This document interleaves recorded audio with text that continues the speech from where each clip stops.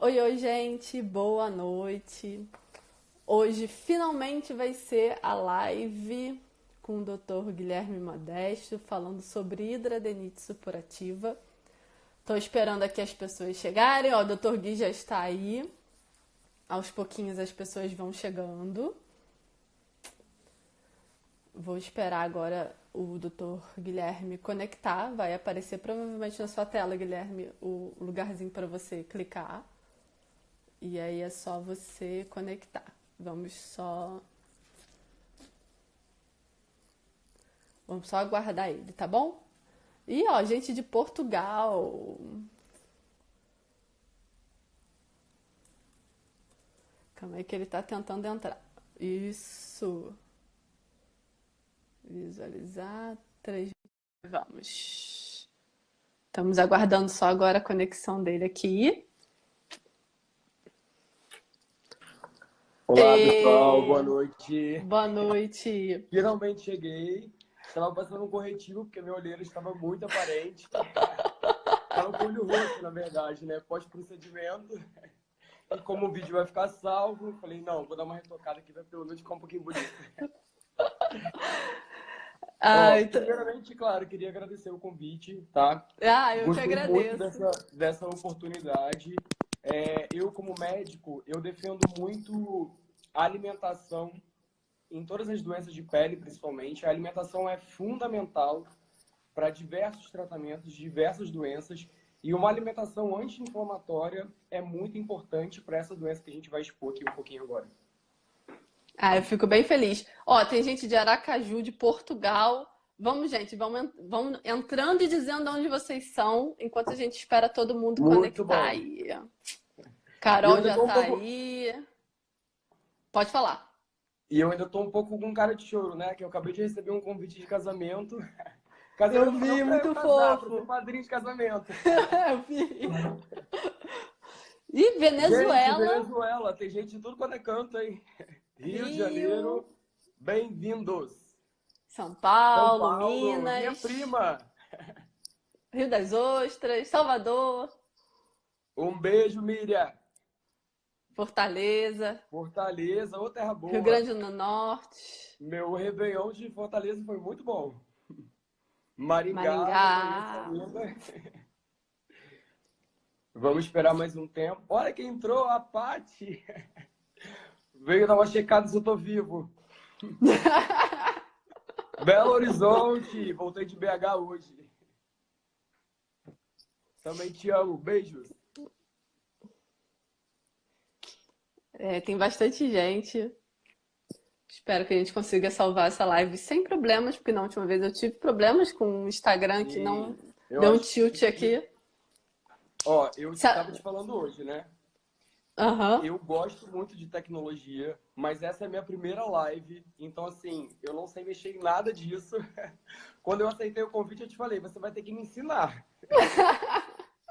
Mas cá estamos e eu Cá acho estamos. que já podemos começar, porque se Deus quiser, tudo vai ficar salvo para o pessoal ver em 24 horas. Depois a gente conseguir subir isso para o IGTV também. E se eu conseguir salvar, também vai lá para o YouTube. Aí a gente coloca em Ótimo. todos os lugares para poder não perder as informações. Certo? Podemos começar? Certíssimo. Podemos começar, com certeza. Eu fiz um resumo aqui, que eu gosto de ser organizado. Eu fiz um resumo para deixar tudo muito bem explicadinho aqui, para eu não deixar de falar nada para vocês. Nada que eu possa dizer, claro. Gente, a gente pegou todas as perguntas de vocês. O Dr. Guilherme botou elas todas em ordem para ficar melhor explicado. Então, eu vou lendo as perguntas e o Dr. Guilherme vai respondendo. Eu vou pedir, Exatamente. porque como a gente fica prestando atenção no que ele está explicando, fica mais difícil e vai subindo muito rápido as perguntinhas, fica mais Obrigado. difícil ver essas perguntas subindo. Então, o que que eu vou fazer? A gente vai fazer todas as perguntas e no final a gente abre. Se vocês tiverem mais alguma dúvida, aí a gente fica prestando atenção no que vocês estão escrevendo e consegue responder. Porque senão a gente nem presta atenção no que o Dr. Guilherme está falando e eu nem consigo anotar o que vocês estão dizendo aqui para ele poder responder no final, tá? Então, no Certo. finzinho, a gente abre para pergunta novamente. Pode falar. E outra coisa, quem também depois estiver vendo a live e quiser mandar uma pergunta, pode mandar. Eu gosto muito de poder explicar as coisas aos pacientes, inclusive poder ajudar sempre que eu puder. Claro que a gente tem as limitações éticas da nossa classe, de não poder indicar medicação, nada disso em rede social, a gente sabe disso. Mas algumas orientações eu costumo dar. Então, no meu Instagram tem o meu e-mail. Não precisa ficar acanhado, pode mandar e-mail que eu respondo. Direct também eu respondo. Se for pertinente a pergunta e se couber a resposta. Então, devido aos esclarecimentos dados, vamos às perguntas. Primeiro, Vamos eu lá. quero começar perguntando o que é hidradenite, que teve uma pergunta sobre isso, né? Teve uma pergunta perguntando o que é hidradenite.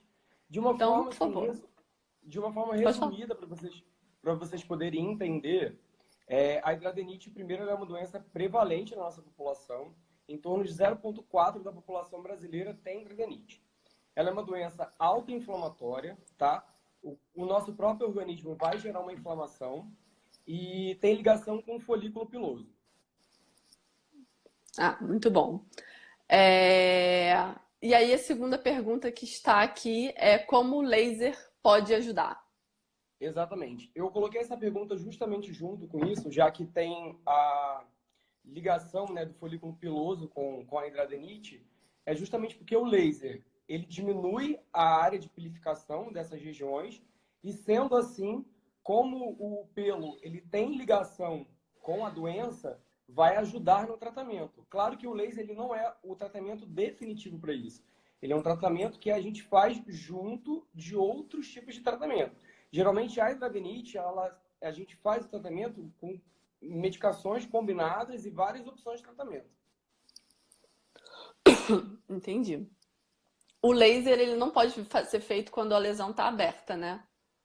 Só quando Exatamente. ela está fechadinho. Exatamente, exatamente. Ainda tem essa questão, na verdade, a hidradenite, a gente vai falar um pouco mais para frente, a gente tem que determinar quando ela está numa fase aguda e quando ela está numa fase crônica. Geralmente, na fase aguda, a gente tem que tratar aquele problema que está ali para a gente resolver a forma aguda. E geralmente é com medicações tópicas e orais, sem nenhum tipo de procedimento, nem cirúrgico, nem laser. Entendi. E aí teve uma outra pergunta que eu acho bem pertinente e eu, inclusive, tenho curiosidade sobre isso também. Tem fator genético envolvido? Tem. Eu vi uma pergunta que parece que foram duas irmãs, né, que comentaram. Uma comentou Sim, que uma sim. irmã tinha. E tem sim, tem fator genético, predisposição genética para isso. E uma coisa muito interessante que eu vou falar mais à frente também, dos fatores associados, é que o cigarro, ele tem a ligação do cigarro com a hidradenite é que o cigarro desperta essa predisposição genética que a pessoa pode ter. E Olha. uma coisa que é muito importante, que às vezes as pessoas confundem, é que o fato de ser genético não quer dizer que é hereditário. Você ter uma predisposição genética, no seu material genético está dizendo que você pode ter a doença. Então não quer dizer que se você tem, seu irmão obrigatoriamente vai ter. Mas ele tem a genética para manifestar a doença também. Eu vejo isso muito como uma preocupação das mães com hidradenite que eu atendo, que isso passe para os filhos, né? Então elas ficam super Exatamente. ligadas, se aparece algum furúnculo na criança, já fica desesperada, Sim, achando sim, que sim. realmente. Pode falar. São poucas as doenças que a gente tem hereditárias, né? A maioria das doenças, elas têm fatores genéticos. E a hidradenite é uma delas que também tem. Mas o fato de uma mãe, nesse caso, ter a hidradenite, não necessariamente o filho dela vai ter. Mas o material genético da criança pode ter o gene que possa vir a manifestar a doença se tiver fator para isso. Entendi. Então vamos para a quarta pergunta. O que de fato Quarta. ocorre? Então, eu coloquei essa pergunta aí justamente para explicar o mecanismo da doença. O passo a passo que ocorre primeiro, vai ocorrer uma oclusão do folículo piloso. Ocorrendo essa oclusão do folículo piloso, é como se fosse um saquinho. Depois que entupiu, vai encher esse saquinho. Após ele se romper, esse material ele vai parar na derme, e esse material ali na derme gera uma resposta inflamatória no local, que é de fato a fisiopatologia da doença. E essa inflamação fica um ciclo vicioso, porque a inflamação estimula a citocina pró-inflamatória, que piora a inflamação, que gera citocina e fica nesse ciclo constantemente. Nesse vai e volta, né? Exatamente. Tá, então a Ah, e gente passa para. Pode falar. teve Pode uma falar. pergunta que foi, alguém falou sobre abscesso, né? Se o nome era esse. Eu coloquei aqui que era para confirmar, sim, que o nome é esse, abscesso. E, inclusive, os abscessos, quando tem abscesso, geralmente no consultório a gente drena esse material. É isso. Tem vários pacientes que vão para consultório para poder dar uma drenadinha, porque melhora muito a dor, né? Quando Exatamente. drena. Então, Pode falar. então uma observação. Eu tô vendo uma pergunta aqui agora, porque eu acabei me dispersando falando sobre o laser. A gente já falou sobre esse tema, mas a live vai ficar salva justamente para a gente não voltar no mesmo assunto. Então vamos seguir. Isso. Existe algum desodorante que possa amenizar? Então, eu sou da linha um pouco mais. Eu tento ser o mais natural possível, né? Então, quem me acompanha sabe que eu vivo quase de vegetal, de tudo que vem de forma saudável. Então, assim, geralmente eu recomendo os pacientes que têm hidradeniite, como a gente sabe que tem essa oclusão folicular, dependendo do tipo de desodorante que você vai usar, você vai piorar essa oclusão folicular. Você vai estar estimulando a doença. Então, geralmente eu falo para os pacientes de uma mistura que eu ensino eles a fazer, que é com leite de magnésio com óleo de melaleuca, que é super natural, super saudável, tem um resultado bom tanto para odor quanto como antitranspirante e ajuda muito a não fazer essa oclusão. No outro dia até me perguntaram isso, porque eu postei que eu uso leite de magnésio como desodorante, que eu não uso Sim, mais legal. desodorante comum. E aí me vieram inbox perguntar se quem tem hidradeniite e ela tá aberta, pode passar se vai ter algum problema no abscesso, na ferida aberta, ou tá Pode tudo bem. passar. Pode passar. Então, Claro que sim, vai ter um tratamento que a pessoa vai ter que fazer tópica.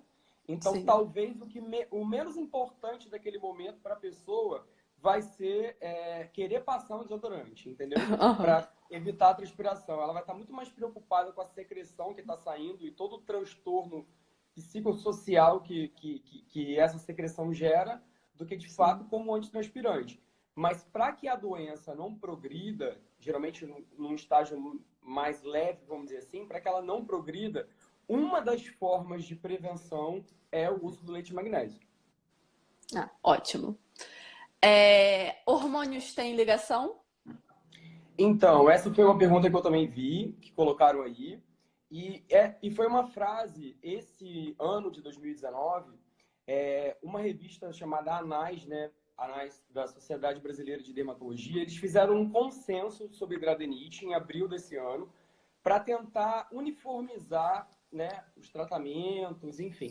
Que não é nada uniforme, cada um acaba fazendo de uma forma que melhor responde.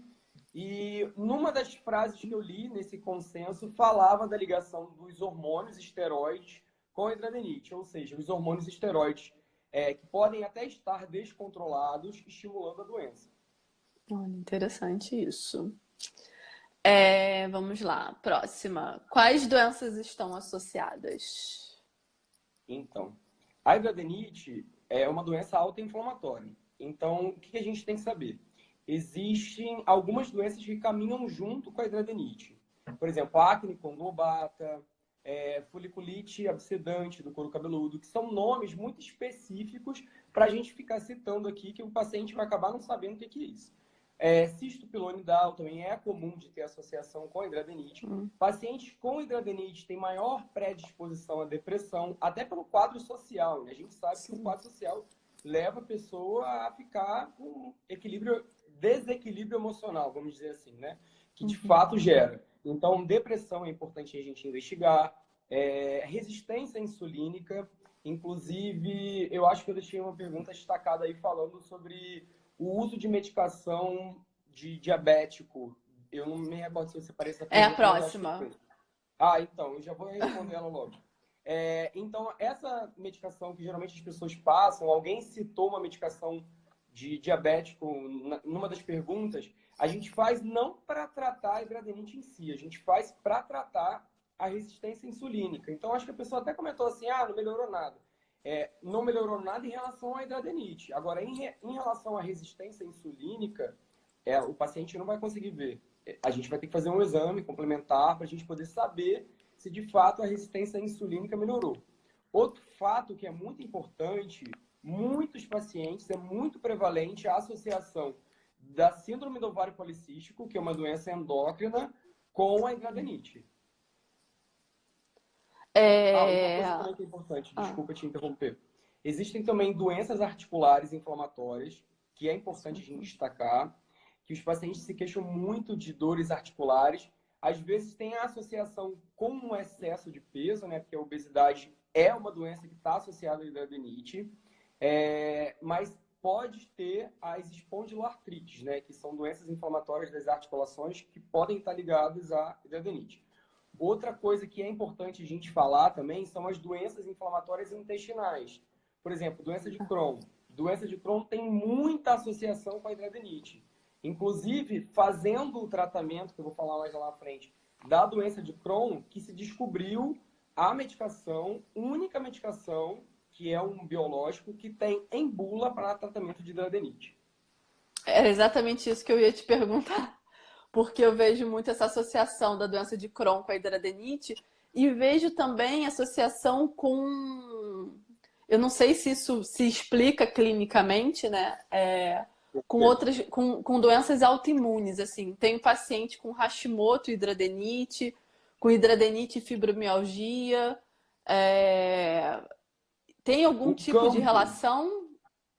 O campo de hidradenite ainda é um campo que ainda precisa de muito estudo. No entanto, que fizeram esse consenso em 2019 e nesse consenso pouco se sabe ainda sobre a hidradenite.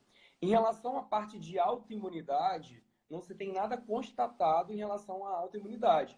A hidradenite ela é considerada uma doença inflamatória crônica. Ela não tem ligação nenhuma com a autoimunidade. Mas o que a gente sabe é que outras doenças inflamatórias têm ligação. O fato de ter doenças autoimunes junto com doença inflamatória pode ser uma ligação dos mesmos gatilhos que a pessoa tem de obesidade, de sedentarismo, de tabagismo, que possa vir a desencadear a autoimunidade daquela pessoa, como, por exemplo, você falou o Hashimoto. Então, assim, às vezes ele tem um gatilho para aquilo, a predisposição genética, e aí o fato, a postura dele no dia a dia, os hábitos e costumes dele que desencadeia e acabou sendo coincidente, entendeu? Igual é o que eu citei do ovário policístico. Entendi. Então vamos para a próxima. Pode evoluir para outra doença, foi mais ou menos o que você acabou de explicar. Isso, mas alguém perguntou isso e eu achei importante a gente falar sobre isso. Eu acho que eu vou falar mais lá na frente também sobre a obesidade, mas eu vou voltar a falar sobre a obesidade que me lembrou um caso inusitado de uma paciente que eu atendi agora no interior de São Paulo. Eu postei até o vídeo dela, que ela falou para mim que era uma dermatite, que era um furúnculo, e eu falei para ela que era hidradenite e ela estava resistente em falar que não era. E na ocasião da consulta que eu fui explicar para ela da associação da hidradenite com a obesidade, ela se sentiu mal com aquilo, porque ela não queria ter a sensação, né, de que eu pudesse estar falando que ela está gorda. Então, assim, a obesidade é uma doença que é completamente pró-inflamatória. Ela estimula demais a inflamação. Então, assim, uma doença que vai estimular a outra acaba virando um ciclo, né? Então a gente sabe que obesidade piora a hidradenite piora a obesidade e fica aquele ciclo vicioso. Então, quando pergunta se a hidradenite ela pode evoluir para uma outra doença, sim, pode. A lesão em si, ela pode evoluir para malignidade, então pode evoluir para um câncer de pele, porque lesões crônicas podem evoluir para câncer de pele, mas isso é sempre acompanhado por um médico, então por isso que o paciente com hidradenite que tem uma lesão exposta crônica tem que ser sempre acompanhado. Mas as outras doenças que geralmente evoluem, né, da hidradenite são as doenças ligadas à síndrome metabólica. Inclusive, outras doenças inflamatórias, como psoríase, já foi comparado com a hidradenite, que também é uma doença inflamatória, fazendo uma estatística em relação às doenças cardiovasculares graves que possam vir a gerar. E a hidradenite tinha mais chance de evoluir para doenças cardiovasculares graves do que a psoríase, que foi citado nesse consenso que eu falei para vocês, que lançaram agora em abril. Bem interessante. Próxima pergunta. Inclusive, alguém estava perguntando aqui do câncer, então já foi respondido. Eu tinha até anotado para no final te perguntar, mas você já respondeu. Eu acho que... Pode falar. Não, alguém falou que o áudio acho que está baixo. Deixa eu aumentar aqui. Para mim tá ok. Ótimo. Qual o exame padrão ouro para o diagnóstico da hidradenite? Então, a nossa sociedade é muito, como vou dizer, a gente já está ali entranhado na sociedade que a gente precisa de exame para dar diagnóstico de algumas doenças. Desde o tempo que eu trabalhava na emergência, em que eu falava sempre para os pacientes, falei, exame complementar, não é exame diagnóstico. Então, assim, a gente pede um exame complementar quando a gente quer complementar alguma coisa, quando a gente tem dúvida do que a gente está vendo. Então, assim, o diagnóstico padrão ouro é diagnóstico clínico. A gente olha aquela lesão ali e fala, isso aí é hidradenite. Então, assim, pela clínica do paciente, pela lesão que a gente está vendo, pela história clínica. Então, por isso que é muito importante, na anamnese do paciente, você colher os dados precisamente. E o que eu sempre falo para os pacientes é o seguinte, a gente pode vir a fazer uma biópsia, por exemplo, né, que é um exame que a gente tira um pedacinho da pele, para quando a gente tem uma dúvida, porque a hidradenite, em geral, ela tem as suas localizações comuns, como axila, região inter e inframamária, região da virilha, região do glúteo, que são as regiões mais características. Mas pode vir a ter hidradenite na face, no dorso, que são lugares extremamente atípicos, em que o dermatologista pode ficar em dúvida e aí sim a gente pede uma biópsia para poder confirmar. Ou nos casos que a gente suspeita de uma malignidade, por exemplo, esse caso que eu citei de uma lesão que evoluiu para um câncer. Visualmente ou com dermatoscópio, que é aquele aparelho que o dermatologista usa para aumento, a gente às vezes consegue sugerir alguma coisa. Mas até para ter um respaldo de algum tipo de cirurgia, a gente vai fazer uma cirurgia de câncer de pele. Até para a gente ter esse respaldo, a gente faz uma biópsia para poder confirmar. Mas o diagnóstico em si, no geral, é clínico. Ótimo. Então vamos lá. Próxima. Qual é o objetivo do tratamento clínico? Tá, antes de eu responder essa sua pergunta, eu tinha separado aqui eu estou olhando aqui os tópicos que eu separei. E em relação aos exames, eu coloquei aqui os exames de imagem, tá? Que muitas vezes a gente fala de exame de biópsia e acaba pulando essa parte do exame de imagem, que nem é tão comum os médicos pedirem. Mas, por exemplo, quando eu vou fazer algum tipo de cirurgia dermatológica, no caso, né? Que eu opero junto com um amigo meu que é cirurgião plástico. Quando a gente vai fazer esse tipo de cirurgia, em alguns casos, a gente pede um exame de imagem até para delimitar a área de inflamação. Então, em alguns casos, a gente pede uma ultrassonografia, em outros casos, a gente pede uma ressonância. Inclusive, a ultrassonografia pode ser usada, não é obrigatório, no paciente pós-operatório, né, o paciente que fez a cirurgia, para que a gente possa acompanhar uma possível recidiva, uma possível volta daquela doença, daquela lesão naquele local. Entendido. E qual é o objetivo do tratamento clínico? Sim. Então, assim, o objetivo do tratamento é melhorar a qualidade de vida do paciente. O foco vai ser sempre a qualidade de vida do paciente. Então, assim, claro que tem aquele olhar mais clínico, né, do médico, que quer resolver logo o problema, mas a gente tem que focar na melhora da qualidade de vida do paciente. Então, assim, o que eu sempre falo para o paciente é controlar aquilo que a gente está vendo. Então, a gente tem lá uma inflamação. A gente tem que controlar aquela inflamação para que ela não evolua.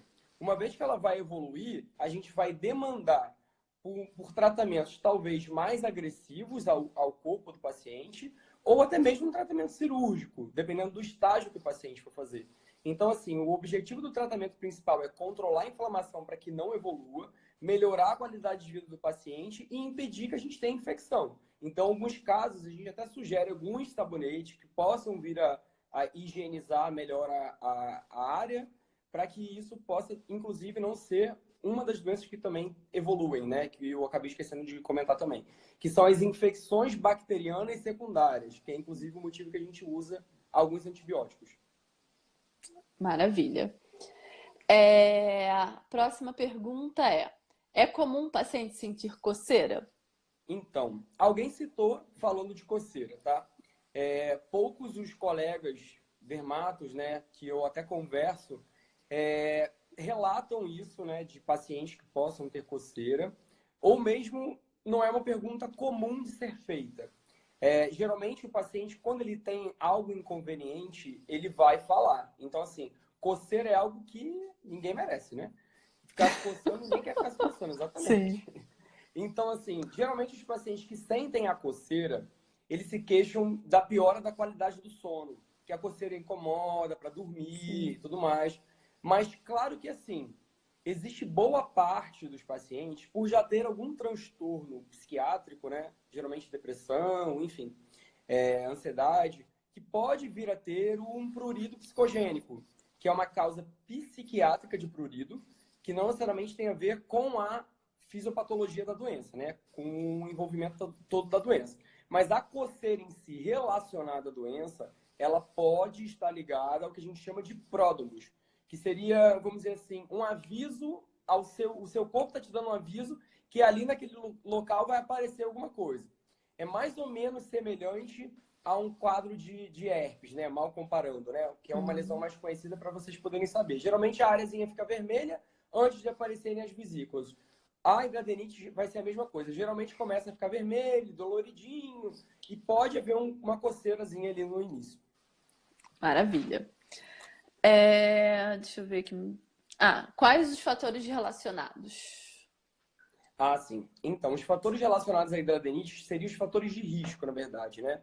Então, assim, fator de risco para hidradenite, a gente tem que saber o principal é a obesidade. Então, assim, obesidade a gente acabou de falar que é doença pró-inflamatória, né? Então, assim, obesidade não é uma condição saudável para a pessoa. Então, às vezes a pessoa fala assim, nossa, mas é uma postura ruim, gordofóbica. Não, não é postura gordofóbica. Na verdade, a gente tem que estimular o paciente a perder peso.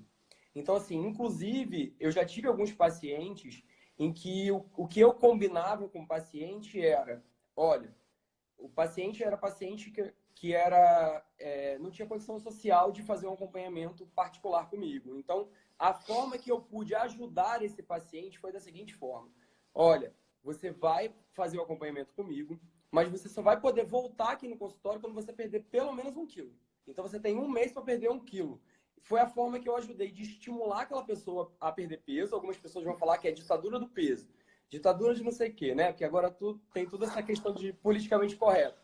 Mas não, mas é porque isso é uma forma da gente ajudar o paciente. A doença, por ser doença inflamatória, se a gente piorar a inflamação, a gente vai Já estimular era, mais a doença. com certeza. Exatamente. Então, assim, combinado a perda de peso, né? Geralmente eu faço tratamento sempre multidisciplinar. Então, eu sempre encaminho nutricionista, psicólogo. Quando o paciente tem um pouco mais de condição, eu peço para ele fazer um acompanhamento com um personal de atividade física, enfim.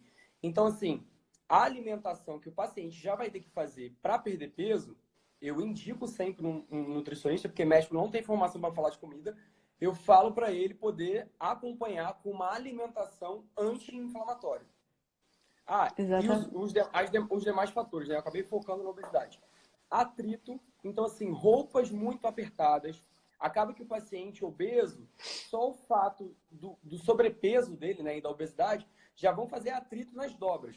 Então, a quantidade de massa corpórea que está fazendo naquela região a pressão vai fazer com que a doença possa vir a progredir. Então, assim, roupa apertada, o ideal é que o paciente esteja sempre com roupa leve, porque o atrito piora. O sedentarismo também é um fator de risco. E, claro, o cigarro, que foi aquilo que eu falei, em relação ao start da predisposição genética que o cigarro pode vir a despertar. Muito bom. É, Como é definido o tratamento do paciente? Existe uma melhor medicação? Então, esse parênteses aí eu falei lá no início, né? Mas vou voltar a repetir sobre esse parêntese, que aqui a gente não vai falar em nome de medicação, porque isso é antiético. Então, assim, primeiro porque cada paciente é uma sentença, né? Como que eu digo relacionado a isso? O paciente que eu trato com uma droga X não necessariamente vai ter um efeito para um outro paciente que só vai ter com a droga Y. Então, assim, o tratamento, geralmente, a gente vai escolher de acordo com o estágio que está a doença. Se eu vou usar um antibiótico, se eu vou usar um retinoide, se eu vou usar qualquer medicação, eu acabo segurando para não falar o nome do meu remédio, né? Ou mesmo até um corticoide, exatamente, senão a gente fica assim, quase fala. Então, assim, porque quando a gente está conversando ali com o Sim, paciente é com uma coisa, agora certeza. conversando É. abertamente, a gente fica limitado. Mas, enfim, se eu vou usar antibiótico, se eu vou usar um retinoide, se eu vou usar corticoide, se eu vou usar biológico, isso aí vai depender de cada paciente. Porque existem as contraindicações dos remédios também, né? Então, assim, a nossa sociedade é uma sociedade que pratica muito a automedicação. Então, Sim. assim, é comum, né? O fato mesmo que você até me citou, né? Enfim, de grupos de WhatsApp de pacientes com hidradeniite, o fulaninho toma remédio tal. Ah, então eu vou tomar também porque fulaninho toma. Mas você não sabe se você pode tomar essa medicação, se essa medicação vai te dar algum efeito colateral. Então, assim, geralmente, o que a gente escolhe de tratamento para cada paciente, ele é muito personalizado. Então, assim, se eu vou usar antibiótico com corticoide, dependendo da fase que o paciente está, aquilo ali vai ser personalizado. Não necessariamente vai funcionar para todo mundo. E, geralmente, os remédios que a gente usa, eles são combinados. Às vezes, a gente faz um tratamento tópico com um tratamento oral, tipo uma medicação tópica, um antibiótico tópico, seja lá o que for, com uma medicação oral. Às vezes, a gente faz duas medicações orais. E em relação à medicação que você citou, de qual seria, existe uma medicação melhor? Fui eu que criei essa pergunta, ninguém fez, né? Mas eu queria só para despertar o debate, a discussão sobre isso. Porque, assim, em bula, a única medicação que tem para hidradeniite é um imunobiológico, tá? É uma medicação que tem um alto custo e que foi descoberto esse tratamento justamente naquilo que eu comentei. Porque estavam se fazendo um tratamento com doença de Crohn e viu que tinha melhora para hidradeniite. Então, em bula, é a única medicação que tem. Inclusive, eu tive uma paciente recentemente, que inclusive foi você que me indicou, a Carol. Um beijo para a Carol, maravilhosa, linda. Que eu orientei a ela para que ela fosse, né, fazer esse tipo de medicação.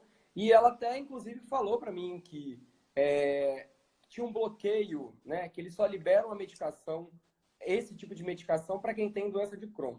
Geralmente, lá na UERJ, onde eu fiz dermatologia, né, a gente muitas vezes entrava na justiça para que o paciente conseguisse essa medicação. Então, assim, é uma burocracia enorme, porque, assim, na União Europeia e nos Estados Unidos, são as drogas aprovadas pelas agências deles, e aqui no Brasil a gente tem toda essa burocracia porque nosso país, saúde não é lucro, né? Não dá lucro, não dá dinheiro. E aí tem todos esses empecilhos. Então, o que eu busco com o meu paciente? Esse tipo de tratamento, ele tem a sua indicação, tá? Não é aquela coisa assim, todo mundo vai fazer biológico. Não, não tem isso. Vai fazer biológico quem tiver indicação para fazer. Quem não tiver indicação para fazer, não vai fazer. E a gente vai determinar isso de acordo com a evolução da doença do paciente. Claro que sempre a gente tem que avaliar a questão psicológica do paciente. Claro que, às vezes um estágio 4 de uma hidradeniite não gera tanto transtorno psicológico, social, de um outro paciente com estágio 1. Então, eu acho que assim, o paciente tem que ser avaliado como um todo. Por isso que eu sempre trabalho com tratamento multidisciplinar, que é o paciente, o médico, o psicólogo, o nutricionista. O médico sozinho ele não é super-herói, ele precisa de outros profissionais para poder conduzir o caso. Então, assim, médico que trabalha sozinho não chega a lugar nenhum. Muito bom. A cirurgia é definida em algum momento específico? Há risco de voltar à doença? Então, o primeiro passo que a gente tem que saber é o seguinte: a hidradeniite, conforme eu disse, ela tem os seus momentos de agudização, né? Que é aquele momento que a doença está aguda. Nessa fase que a doença está aguda, a cirurgia é a última coisa que você vai pensar. Você nem pode mexer na doença. O que a gente faz, geralmente, quando a gente vai preparar o paciente para a cirurgia? A gente bota o paciente numa melhor fase de inflamação para que a gente consiga, primeiro, conduzir a cirurgia de forma ok e, às vezes, até reduzir a área que a gente vai abordar, tá? Então, assim, cada paciente, ele o que a gente vai determinar para o caso dele, conforme eu disse, é uma coisa muito personalizada. Então, não são todos os pacientes que vão entrar para a cirurgia. Eu já tive pacientes em que só com a medicação a gente conseguiu resolver o quadro. Claro que foi assim, foram poucos os pacientes, tá? Que eu consegui reverter dessa forma. Mas, em todos esses casos, o que a gente conseguiu não foi nem pela medicação. Foi porque todos eles perderam no mínimo 15 quilos. Para vocês verem a importância de perder o peso. Então, assim, só de mudar os fatores de risco que tinha ali naquela ocasião, a gente conseguiu uma resposta tão satisfatória que o paciente não teve nenhum tipo de sequela cicatricial, né? Porque, assim, as cicatrizes das cirurgias de hidradeniite, a gente tenta fazer o mais estético possível. Inclusive, por isso que eu gosto de trabalhar como cirurgião plástico. Que a gente tenta fazer o melhor possível para aquele paciente. Mas, primeiro, as regiões que a hidradeniite acomete são completamente ingratas para a gente poder fazer uma cirurgia ok, né? O mínimo possível ok. E as recidivas, conforme você disse, também elas podem acontecer. Eu esqueci o que eu ia falar, na verdade. Até subiu aqui ainda há pouco, e eu anotei aqui para o final, uma pessoa perguntando exatamente esse ponto sobre cirurgia, falando que Tô vê hidratando a boca, muito. gente. Falando que vê muita gente operando e ao invés de dar ponto, fazendo aquela cirurgia por segunda intenção, eu acho que é o nome, né? Eu Se coloquei essa aqui seria a bem... melhor forma Então, de na cicatrização. verdade, eu deixei bem destacado aqui, cicatrização por segunda intenção. Cicatrização por segunda intenção é quase como botar assim, entre aspas, padrão ouro de cicatriz de cirurgia. Então, geralmente, a primeira escolha de técnica a gente faz dessa forma de cicatrização por segunda intenção. Mas não existe nenhuma técnica que a gente possa dizer que seja 100% contraindicada. Então, assim, Uhum. depende muito da ocasião também, né? Se vai ser enxerto, se vai fazer um retalho, se vai fazer por sutura simples, enfim. Eu vi até alguém fez uma pergunta aí, passei o olho rápido, que não estou acompanhando as perguntas. Alguém perguntou se é comum os pontos abrirem na cirurgia. Qualquer cirurgia que você possa fazer, seja de retirada de um apêndice, de uma vesícula cardíaca, enfim. Qualquer cirurgia que você vai fazer, quando você vai dar um ponto, né, tem a chance do ponto abrir.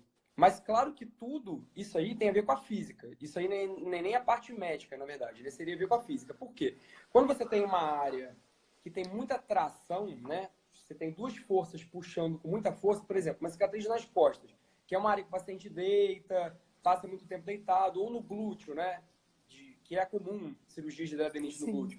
Que o paciente constantemente vai estar fazendo trauma ali. A chance de abrir é muito grande. Então, assim, não é impossível disso acontecer quando você dá sutura simples.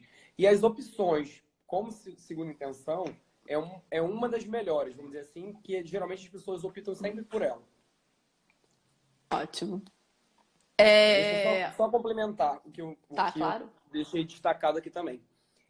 O que é importante a gente falar também, né? Falei da parte aguda, falei que é possível a recidiva, então, assim, as recidivas da hidradeniite, elas podem acontecer, por isso que geralmente a gente pede um ultrassom em alguns casos, que foi aquilo que eu falei dos exames complementares. E em relação ao tempo cirúrgico, né? Então, vamos dizer assim, o que a gente chama de tempo cirúrgico? Às vezes a lesão do paciente ela é tão grande que eu tiro um pedaço, vamos dizer assim, para vocês poderem entender, né? Eu faço a cirurgia, retiro um pedaço da lesão e num segundo momento, ou terceiro, quarto, a gente tira o restante da lesão. Então, não necessariamente o problema, quando ele é indicado a ser cirúrgico, ele vai ser resolvido num primeiro momento. Entendi. Acabou de subir uma perguntinha aqui que eu acho que de repente cabe nesse momento. A pessoa perguntando se é melhor compressa quente ou fria durante a crise. Se tem alguma coisa indicada. Olha, eu sempre falo com os pacientes o seguinte: às vezes você vai no ortopedista, aí o cara manda você botar água quente. Você vai no outro, no mesmo dia, o cara manda você colocar água gelada. A pessoa fica assim, água quente ou água gelada? Água quente ou água gelada? A pessoa nunca sabe o que é melhor, né? Mas é isso que acontece mesmo. Então, assim, eu tento explicar o paciente. Mas não é isso que acontece? É, com Eu tento certeza. explicar ao paciente o que acontece quando você coloca cada coisa de água. Eu tento sempre mexer com a física. Eu gosto muito de física, então eu sempre tento mostrar a física em tudo que eu tenho de opção, né? Então, assim, quando você coloca água quente numa região, você está estimulando a vasodilatação, certo? Então, assim, o vaso vai vasodilatar. Então, assim, ao mesmo tempo que vão chegar células anti-inflamatórias, que vão ajudar no processo anti-inflamatório, vai chegar mais citocina pró-inflamatória. Então, você tem as duas opções, né, para chegar ali naquele lugar. Então, vai ser 6 por meia dúzia. Vai chegar a célula que vai ajudar e vai chegar a célula que vai piorar. E isso não tem como quantificar para eu te falar assim, olha, eu, Guilherme, prefiro que você coloque água quente, porque a quantidade de células anti-inflamatórias que chegam é maior do que as citocinas. Isso não é mensurável. É impossível de mensurar. Pelo menos se alguém conseguir mensurar isso, algum médico, com certeza eu vou querer saber, porque isso é muito difícil. Mas assim, em relação à água fria, você está diminuindo tanto célula anti-inflamatória quanto citocina pró-inflamatória. Então, pensando nisso, é melhor você fazer medicações, né, anti-inflamatórias, seja lá o que Sim. for, e usar água gelada, que vai diminuir a quantidade de células dali que chegam na região. Seja elas boas, que vão ajudar, ou as que vão piorar. Maravilha. Eu tô vendo aqui subindo algumas perguntas que já foram Obrigado. respondidas. Como acabaram de fazer a pergunta falando do remédio do biológico que a gente acabou de citar, falando sobre Eu dradenite. vi. É, a live, se Deus quiser, vai ficar gravada para vocês poderem rever isso, porque muitas coisas já foram respondidas, só para a gente não ficar se prolongando aqui Gente, e durante eu muito falo tempo. demais. Se ficar aqui, eu vou ficar falando até amanhã. Eu e Idem, então se deixar nós dois, a gente fica batendo papo ao vivo aqui até. Exatamente, eu falo com minha secretária assim, ó, até a revisão você marca uma hora, porque eu falo muito, meus pacientes falam muito também, então deixa tudo uma hora. Estão perguntando se dradenite provoca queda de cabelo. Sim, pode provocar queda de cabelo, principalmente se tiver associação com o ovário policístico, tá? Mas só o fato da inflamação, a hidradenite, por ser uma doença inflamatória, pode gerar um processo que a gente chama de eflúvio telógeno, que a gente vai fazer uma live, eu com uma amiga minha, que também é nutri e endócrino, né, sobre queda de cabelo. E nessa live de queda de cabelo, a gente vai falar sobre esse eflúvio telógeno, que é um dos casos de queda de cabelo. Maravilha. Pacientes com hidradenite têm direito à aposentadoria? Isso, eu coloquei essa pergunta porque eu achei interessante. Acho que foi até a Carol mesmo que fez Foi. ela fez Um post. fez um post aí pedindo para as pessoas assinarem uma petição e tudo mais. Então, assim, essa questão de aposentadoria acaba sendo uma pergunta muito pessoal, entendeu? Não existe uma determinação de que todo paciente com hidradenite ele vai ser aposentado. É a mesma coisa do diabético, né? Diabético é uma doença super prevalente na nossa sociedade. Existem diabéticos que são aposentados por invalidez. Sei lá, às vezes o cara amputou os 2 pés pela diabetes. Como que ele vai conseguir caminhar para o trabalho dele, entendeu? A mesma coisa é a hidradenite. Então, assim, dependendo do caso da hidradenite, a pessoa vai sim ter direito à aposentadoria. Mas é aquele negócio. Se é uma doença leve, dificilmente, quando o paciente passar pelo perito, por mais que eu faça laudo, mande foto, o perito vai olhar aquele laudo que eu fiz ali e ele tá vendo que tá a lesão, entendeu? E é ele que vai determinar. Eu já tive pacientes que se afastaram pelo INSS, mas eram pacientes extremamente graves e que quando a doença melhorou, o paciente mesmo quis voltar a trabalhar e foi lá e quis resolver o problema disso, porque, inclusive, tempo ocioso piora a doença, que a pessoa vai começar a comer, vai viver uma vida sedentária. Então, geralmente, eu sempre estimulo o paciente a viver uma vida normal. Vamos tentar melhorar, vamos tentar trabalhar, vamos fazer tudo. Mas naqueles casos que não tem como, a gente vai investir o máximo para que o paciente possa ficar aposentado. Maravilha. Tá aparecendo aqui de novo perguntando qual anti-inflamatório mais indicado para crise. E a gente estava comentando, né, que é antiético falar nome de remédio e cada caso é um caso. Não é isso, doutor Guilherme? Sim, exatamente. é muito difícil esse tipo de pergunta, porque, assim, na verdade, as pessoas com certeza tá fazendo numa... Eu esqueci até a palavra, assim, né? Sem maldade, né? Sim, com Ingenuidade, certeza. né? Sem saber que não pode. Mas, assim, infelizmente, a gente não pode responder esse tipo de pergunta, até porque se você tem alguma complicação, algum evento adverso, quem carimbou sua receita? Entendeu? Por isso que você precisa, muitas vezes, eu sou o tipo de médico, para quase todas as medicações que eu vou passar, eu preciso ter um respaldo laboratorial para eu saber se eu posso passar para aquele paciente. Principalmente se a medicação tiver metabolização hepática, renal, seja lá o que for. Os anti-inflamatórios são muito comuns de darem problemas renais, insuficiência renal mesmo. Então, assim, existem alguns casos em que a gente pode passar, em outros não, principalmente dependendo da idade do paciente. Só a obesidade em si já complica quase tudo, né? Doença cardiovascular Sim. é fator quase que super presente na hidrodenite. Então, tem que ter muita cautela quando a gente vai dar esse tipo de medicação. Inclusive, eu citei uma medicação aqui, né, que são os corticoides, que a nossa sociedade tem até a famosa corticofobia, que eu chamo, né, que é a fobia dos corticoides. Muitas vezes a gente precisa usá-los, e assim, corticoides da glaucoma, osteoporose, diabetes, pressão alta. Então, assim, para a gente escolher esse tipo de medicação, a gente tem que estar muito ciente que a gente escolheu aquilo porque é muito necessário, entendeu? Exatamente, né?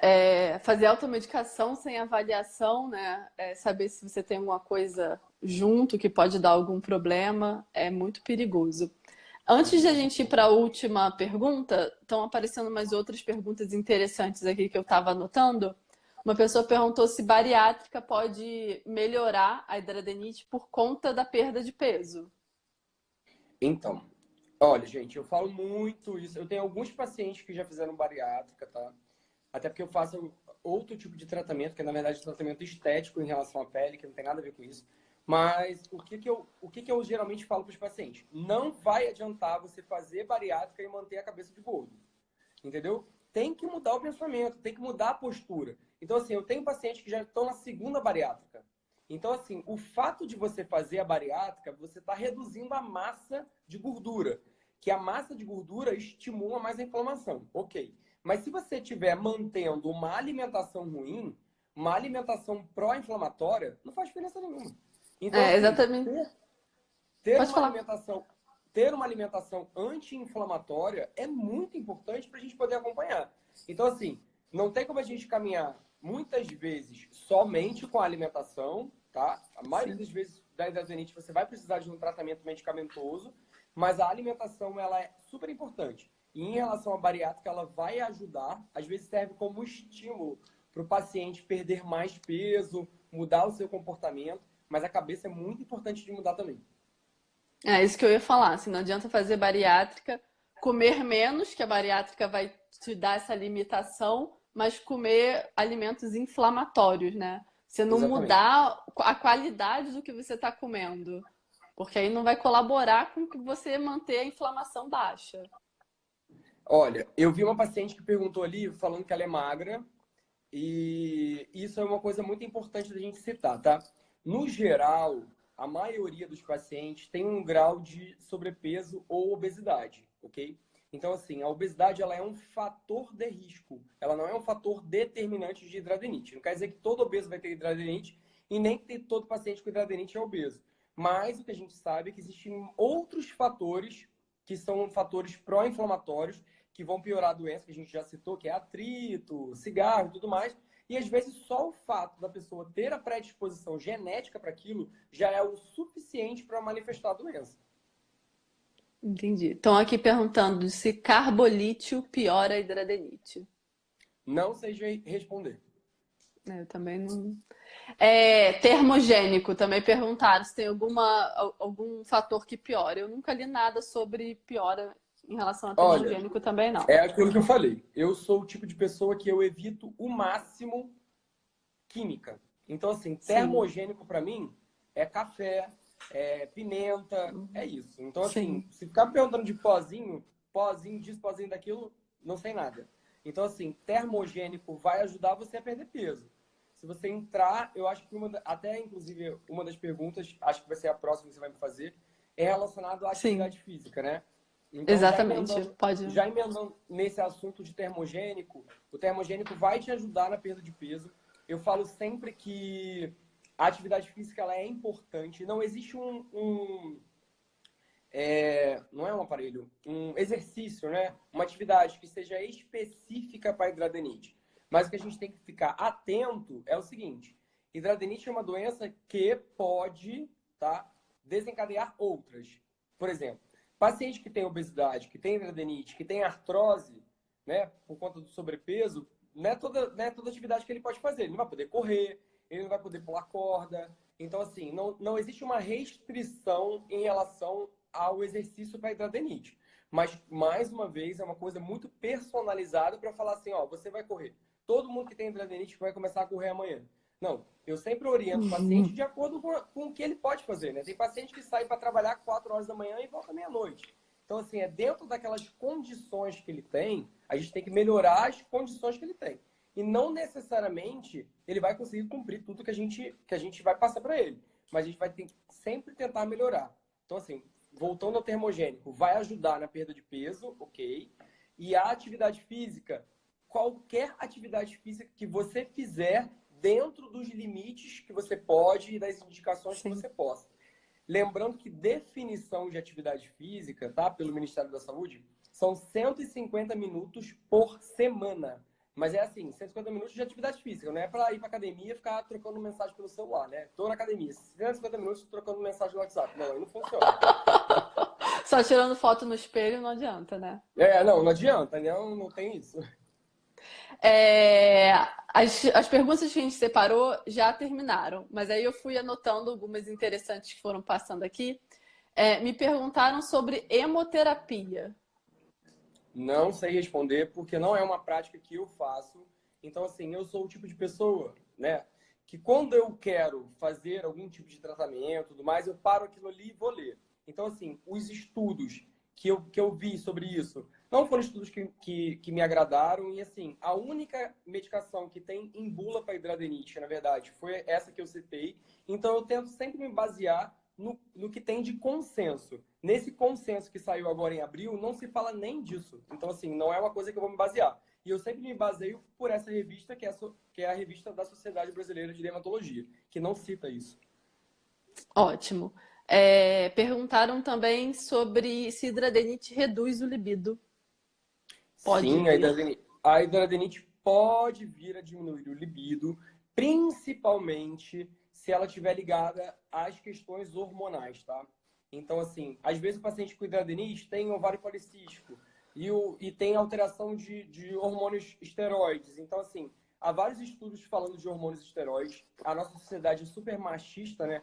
E atualmente a gente tem conseguido melhorar essa visão, graças a Deus, né? Que eu sou super feminista. Sim, Então, o que a gente tem que saber é o seguinte: testosterona baixa, tem alguns estudos mostrando a ligação da testosterona baixa com a depressão, e essa diminuição da testosterona baixa também vai justificar o libido e pode ser justificada pelo processo inflamatório que o organismo está passando ali naquele momento. maravilha. Teve uma outra pergunta que já foi feita há um tempo aqui e eu tinha anotado se Sim, a deficiência de vitamina D pode desencadear a hidradeniite. não tem ligação nenhuma com isso, mas mais uma vez prova que a deficiência de vitamina D está ligada também à alimentação, muitas vezes, né? Então, assim, o paciente falou que tem deficiência de vitamina D, pode ter certeza que a alimentação dele não é tão boa assim. Então, Com assim, certeza. não tem nenhuma ligação com a hidradeniite, tá? Essa parte da vitamina D, mas pacientes, tem vários estudos mostrando, né? Até a sociedade aqui no Brasil, eles defendem um valor de referência de vitamina D que não é o valor de vitamina D que eu pratico no consultório com os meus pacientes. Eu boto muito além disso. Sim, com Inclusive, certeza. Oi? Com certeza, eu também não Não, peço tipo, mais acima. exatamente. Então, assim, eu busco sempre um valor de vitamina D bem alto, que ajuda em várias outras doenças, mas não tem nenhuma comprovação científica da vitamina D com a hidradeniite. Ótimo. Me perguntaram aqui quando a gente estava falando sobre atividade física, sobre quem tem hidradeniite pode fazer natação, ó. Tá até aparecendo novamente aqui. Pode fazer natação, não tem problema de fazer natação. Na verdade, assim, geralmente as pessoas que têm hidradeniite, elas têm mais vergonha de expor o corpo, mas não é uma doença infecciosa. Então, assim, não impede o paciente de poder praticar essa atividade em ambiente coletivo. Talvez possa vir a gerar algum transtorno social, Sim. porque a nossa sociedade é preconceituosa, infelizmente. Então, pode vir a gerar algum preconceito, né, diante do que o paciente vai expor, né, ali no meio dos pacientes, dos outros alunos na natação, Na ginástica, natação, é. mas não contraindica. Pode fazer sim. E uma outra que eu achei bem pertinente, que eu vejo isso muito rolando nos grupos que eu participo, é sobre como a hidradeniite se comporta durante a gestação. Se tem alguma piora ou se tem alguma melhora? Então, em relação à parte da gestação, vai depender de qual é a ligação que o paciente vai ter durante aquele momento, né? Então, assim, se a gestação do paciente for uma gestação mais complicada, uma gestação que tenha, por exemplo, diabetes gestacional, dependendo do qual comportamento que aquela gestação ali for ter, a hidradeniite ela pode piorar. Não tem nenhum estudo mostrando esse tipo de ligação. A gente tem com outras doenças desinflamatórias, dermatite atópica, psoríase, o que melhora, o que piora. Com a hidradeniite não se tem nenhum estudo ainda, pelo menos eu não li nenhum estudo mostrando isso. Também. Mas a gente vai sempre pela questão da lógica. Então, assim, se o paciente, durante a gestação, a mesma coisa que a gente está batendo na tecla aqui, se ele está se comportando de forma pró-inflamatória, a doença vai piorar. Mas a gestação em si, ele não é um momento inflamatório que vá piorar a doença em si, entendeu? Maravilha. Eu acho que de pergunta que eu anotei só essa. Alguém tem mais Ótimo. alguma? Porque as perguntas anteriores já acabaram. Acho que eu fui anotando que o pessoal foi fazendo também, acabou. Não sei se eu deixei passar mais alguma coisa, porque teve um momento que a gente estava conversando e eu não estava conseguindo ler, que estava tipo frenético. Então, a hora é essa. Quem está aí online, se tiver mais alguma dúvida, a Carol tem dúvida. Diga, Carol. Nossa, Carol, a gente ficou quase 2 horas na consulta, hein? E no dia seguinte eu mandei um áudio para ela de 10 minutos. Adoramos áudios. Ó, tem uma aqui de se pode fazer depilação na região onde foi operado. Pode, não tem nenhuma contraindicação para isso, pode fazer sim. E a pergunta da Carol. Não entendo a ligação da hidradeniite nos seios, já que tem relação com folículo piloso. Toda a parte do corpo humano inteiro você pode ter pelificação. Então, assim, não quer dizer que por ser essa região que você não vai ter pelo. Então, assim, você tem folículo piloso ali. Por mais que às vezes o paciente não vê, tem pelo menos uma discreta penugem. Então, assim, o folículo piloso vai estar presente sim. A Carol estava falando aqui, tem uma outra Carol aqui, falando que teve uma piora na hidradeniite no pós-parto dela. Se tem alguma relação com o hormônio desse pós-parto. Então, a gente falou dos hormônios esteroides, né? Que os hormônios esteroides têm ligação, né? Isso foi até que saiu nesse consenso, por isso que eu citei esse consenso, que foi um consenso de 8 dermatologistas. Tem um dermatologista que foi meu professor da UERJ, inclusive, ele é muito bom. Mas foram 8 dermatologistas do Brasil inteiro mostrando as suas experiências, né? Então, nesse consenso, é uma citação falando da ligação dos hormônios esteroides na fisiopatologia da doença. Então, pode vir a ter essa ligação. Mas, conforme eu disse, eu nunca li um estudo relacionado à gravidez e hidradeniite.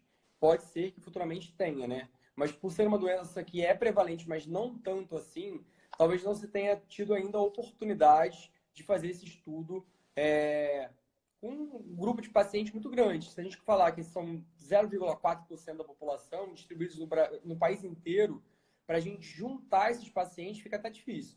Juntar esses pacientes já é difícil, imagina juntar pacientes com hidradeniite que estão grávidas, né? Com certeza. Para um estudo representativo, você tem que ter uma amostra de pacientes significante.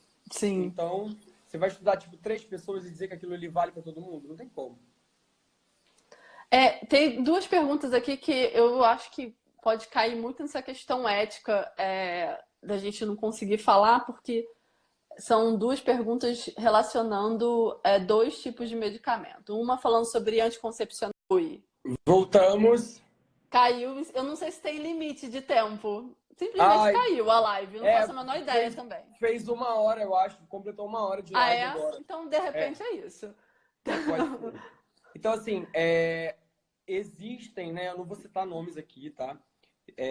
Medicações que a gente chama de antiandrogênicas, que a gente pode usar no tratamento de hidradeniite, que é uma opção de tratamento, mas conforme eu disse, isso é muito pessoal, tá? Isso aí a gente vai determinar de cada caso, lembrando se o paciente tem, por exemplo, ovário policístico, que é uma doença que aumenta os caracteres masculinos, principalmente a pilificação.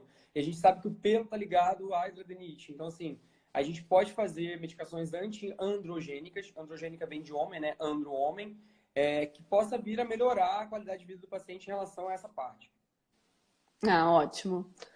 Alguém tem mais alguma pergunta? Estão me perguntando se deu para salvar.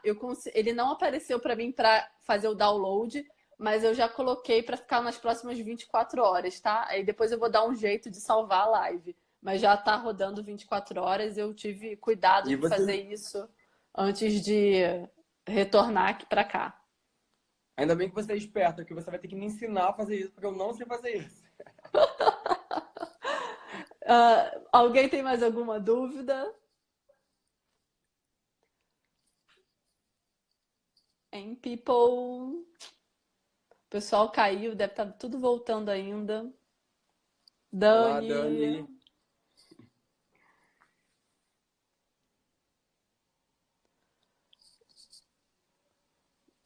É...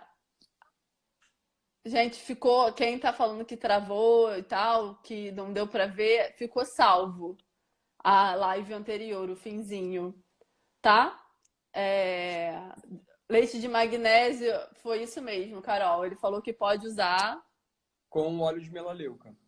Exatamente. Já até vou colocar embaixo aqui. E eu acho que é isso. Alguém tem mais alguma dúvida?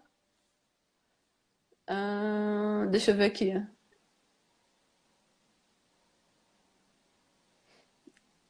O Júlio tá falando que foi diagnosticado com hidradeniite nas duas axilas e após tratamento e mudança alimentar, numa das axilas melhorou e na outra prevalece. Se tem alguma dica? Não, então, dica vai ser tratamento, né? A gente tem que É. olhar, examinar e ver o que a gente pode fazer para melhorar. Assim, dica de um modo geral são essas que a gente falou de diminuir os fatores de risco. Geralmente você mudou a alimentação, mas você melhorou a parte da atividade física. A atividade física que você está fazendo é uma atividade física de 150 minutos por semana. Como que está o seu organismo? Está fazendo um exame complementar para saber se as taxas estão ok? Então, acho que tudo isso, o nosso corpo é uma máquina, né? Está tudo conectado. Estão perguntando assim se existe alguma dificuldade de ereção quando o homem tem na região genital. Não, nunca ouvi falar nisso, tá? Mas pela perda de libido, né? Então pode vir a ter esse tipo de problema, sim. Mas geralmente essa dificuldade de ereção que eu estou tentando associar aqui, por que essa pessoa fez essa pergunta? Pode ter ligação com o momento em si, né? Às vezes o paciente está ali com lesão na área genital, vai ter algum tipo de relação sexual, e às vezes ele está incomodado com que o parceiro, parceira, seja lá quem for, às vezes nem está incomodado com aquilo, quer aproveitar o momento ali do sexo e o outro está lá com a cabeça ruim e acaba não tendo a ereção. Pode ser por questões psicológicas e por dor também, né? Exatamente, exatamente. Estão perguntando sobre hospitais públicos que tratam hidradeniite. Olha, é muito difícil eu te falar os hospitais que tratam hidradenites, tá? Eu te falo assim, o Brasil inteiro, eu não vou saber te falar isso. Não, Mas eu aqui no posso te... Rio.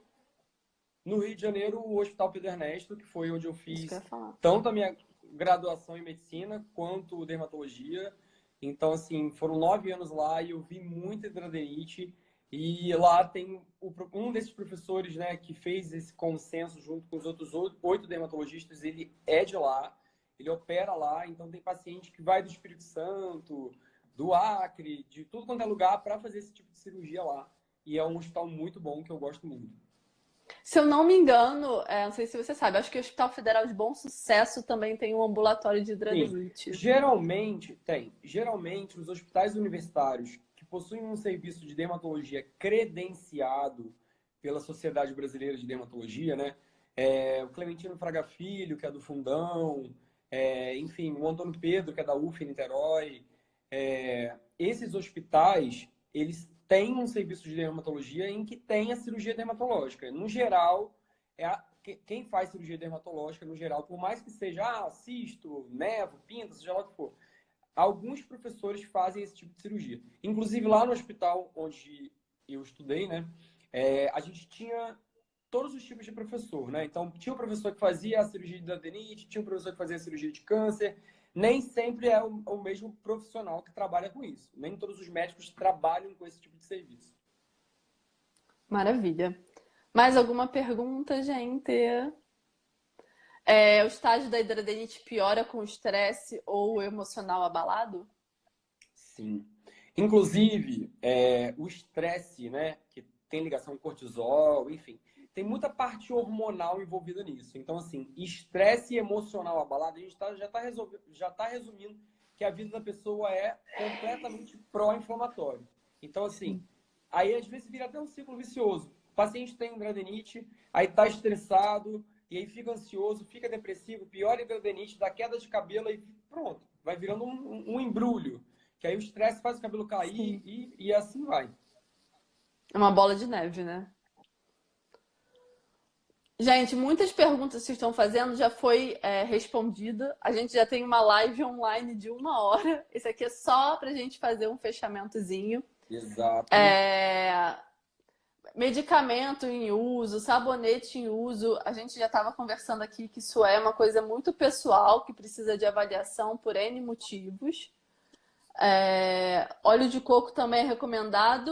Eu acho que deve ser Gente, para óleo de passar? coco. Não estou entendendo. Olha, gente, pelo amor de Deus, eu sou do negócio. Pra mim, óleo de coco já acabou. Já acabou a moda do óleo de coco. Chega de óleo de coco. As pessoas amam óleo de coco. Já acabou a moda do óleo de coco. Deixa o coco em paz. Óleo de coco não vai ajudar em nada. Passar óleo de coco na lesão de hidradeniite vai piorar a hidradeniite. A chance disso, de fazer oclusão, né, pela densidade do Sim, produto, é muito grande. Às vezes a pessoa passa achando que vai fazer para hidratar o local, né? Nossa, tô passando óleo porque fala que é hidratante. E isso é cada vez mais repercutido, né? Vamos hidratar com óleo de coco. Não façam isso, pelo amor de Deus. existe alguma planta medicinal que ajude? Planta medicinal que ajude, não vou saber te responder. Porque, como eu disse, isso está muito ligado à parte nutricional, né? Então, geralmente Aí eu eu ia peço. até abrir um adendo aí, falando que eu tenho alguns estudos com cúrcuma, mas assim como ele falou aqui sobre medicação, a cúrcuma em suplementação precisa ser individualizada, dosagem. Então, Sim. a cúrcuma eu tenho bons resultados no consultório. Então, assim, as pessoas me chamam muito de doutor pepino, né? Porque eu falo de pacientes comerem. Mas é verdade. Porque eu falo de pacientes comerem muito pepino. Porque pepino é um dos alimentos que tem mais ligação com a parte da formação da pele. Então, assim, uma alimentação saudável já vai ajudar. Mas, assim, por exemplo, chá de camomila. Camomila é anti-inflamatório. Então, pode ajudar como anti-inflamatório. Claro que você não vai dar uma bacia de chá de camomila, né? Um balde de chá de camomila que vai te dar outros eventos adversos. Mas uma coisa ou outra vai ajudando, né? Mas não é aquilo ali, Sim, com fator determinante. certeza. Tomar chá de camomila todo dia que eu vou De jeito melhorar e nenhum. vou continuar comendo traquinas. Não. Que daí também tomar a cápsula de cúrcuma e continuar comendo traquinas também não vai adiantar.